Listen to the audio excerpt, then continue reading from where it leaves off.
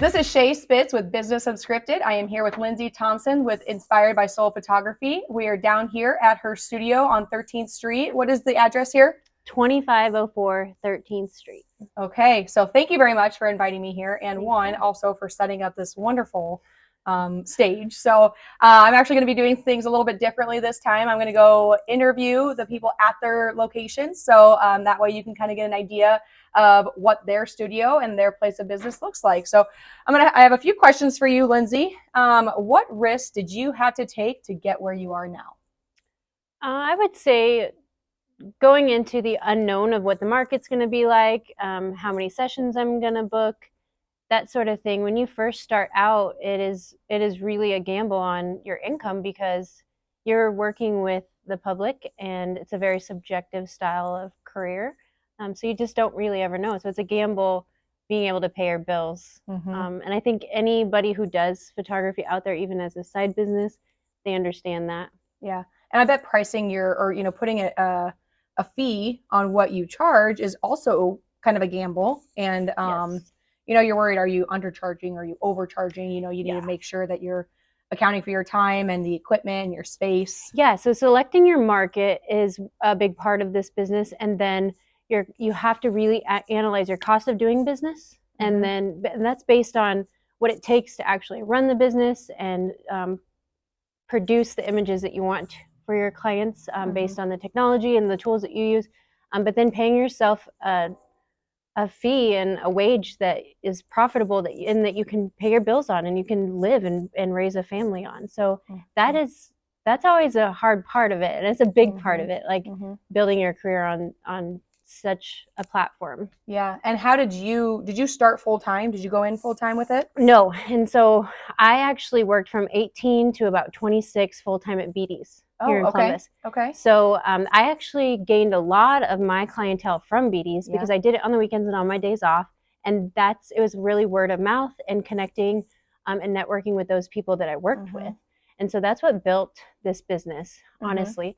And then when I quit BD's to do this full time, I still needed a part-time income from somewhere else. But making that switch from BD's being my full time to photography being my full time and main income, and then supplementing it with a part-time job, that was a transition that was really hard for our family because, again, you're going into that unknown. My husband did not like the idea at all because, honestly, BD's it's guaranteed paycheck. But I will tell you that now, after being successful for so many years, I make more money than I did there, and I'm happier, and I have a flexible schedule for our family. So in the long run, it was so much better. Yeah, it is a struggle, not only financially, but I think going as an entrepreneur and kind of starting your own thing is tough in a relationship though too, because there's a lot of challenges that you come across that you don't necessarily expect in a relationship. And ultimately it's a great outcome and you're not going to fail as long as you don't give up. But how long did it take you? You said what it was almost 8 years before you finally went full time and kind of on your own. So it's not something that happens overnight at all. And I think a lot of people who get into entrepreneurship think that I'm going to get into this and I'm going to be super successful in a year, 2 years, 3 years. It takes time to build that reputation. And it's patience, it's consistency, and it's working your butt off to have that vision. Consistency is the one word that really stands out to me because at so many different times in my career, I could have given up or felt defeated. And there in 2008, I will tell you that was my worst year. And that was because of our very unstable market and situation with our economy. And we kind of revisited that here during COVID. So at any of those times, I could have given up and went in a different direction and said, no, this isn't for me because, I'm not being profitable. But I stayed consistent and I knew that we would get past it. And, just like any entrepreneur and anybody in retail even has the same, we have to work with the economy. And if you don't give up, then, you succeed. You'll usually come out ahead. If you can thrive and stay alive through those down times, you're going to be the one that comes out ahead and thriving more. That's where millionaires and the most successful people are typically created, is through the downturn where everybody else gets fearful.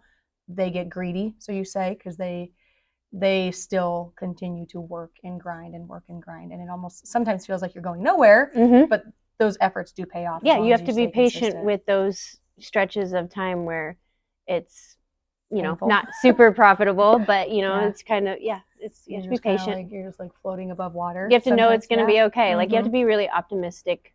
Yeah, I would agree. What risk will you have to take to get where you want to go, or where do you envision your business going? So when thinking about our market here in Columbus, I feel like I'm really comfortable with the amount of sessions that I book every year, and the variety of sessions I book. So I'm not even sure if I know, what type of advancements I'm looking at. I don't even know. That's a hard question. I mean, I'm very comfortable and I feel successful with the amount of work. I think it slows down in the winter a little bit.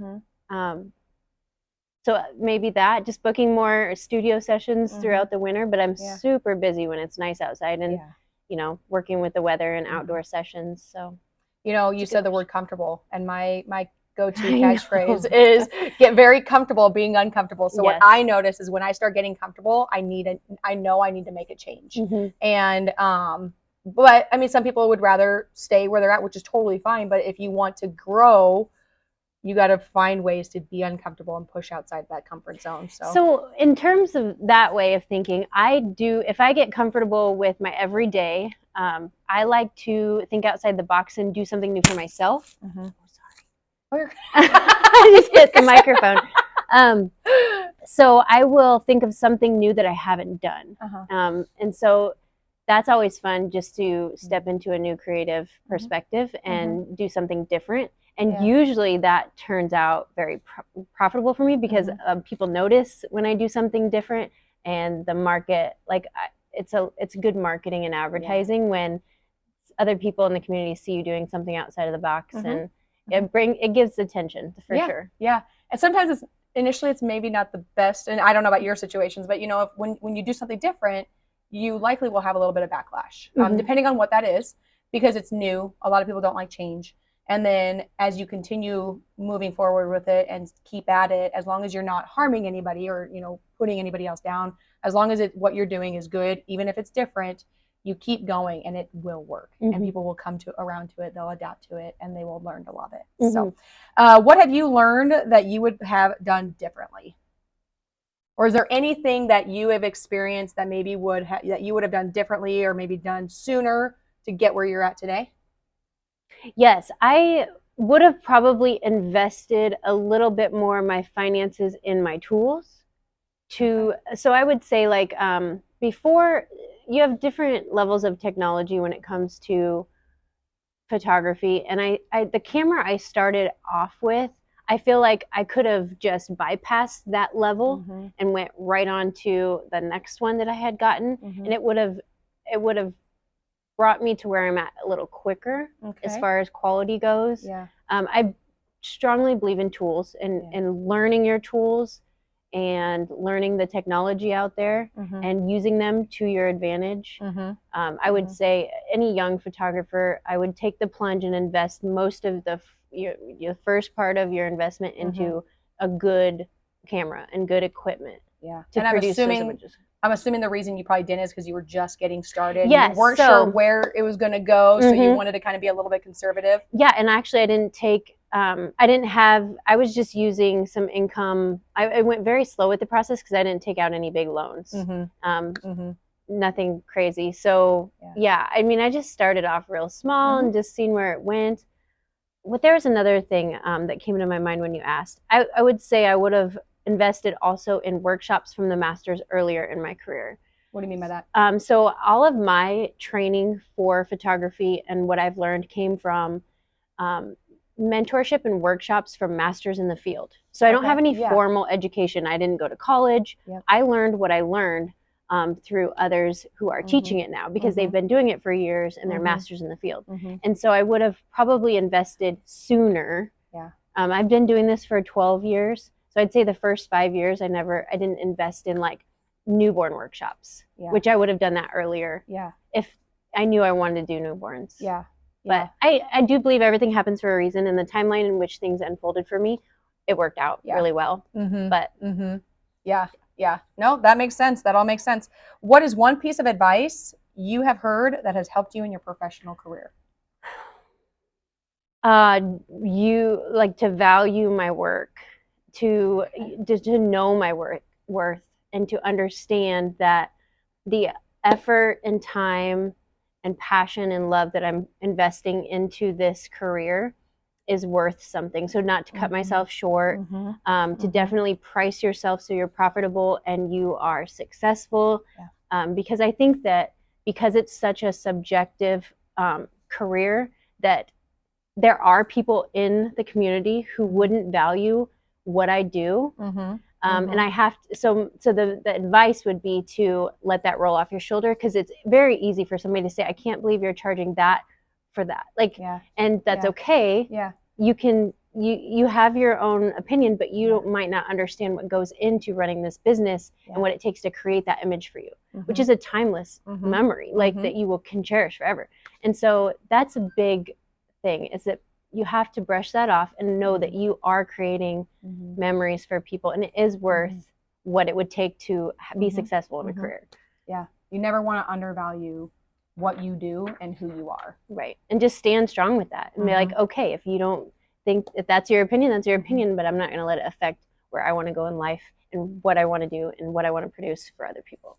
And one thing that I would always recommend to anybody who's looking to get into business is you can't take things personal. A business is business. I mean, sometimes other people might think that things are personal, but as a business owner, you have to be able to let things go and not take it personal and be able to move on. There's going to be some hurtful things. People are going to say things, talk about you, do things, whatever it is, but you just got to stay focused on your path, stay true to what you are doing, and not get so worked up about the personal stuff in life. That business is business. And if family or friends end up going to somebody else for photography, you got to let it go. You know, and I'm sure you. And it could be for a variety of reasons. So yes, it's definitely nothing I would take personal. And I'm very humble for the people who do support my business and do come to me and choose me. And I know that that's for a reason. I'm not everyone's photographer.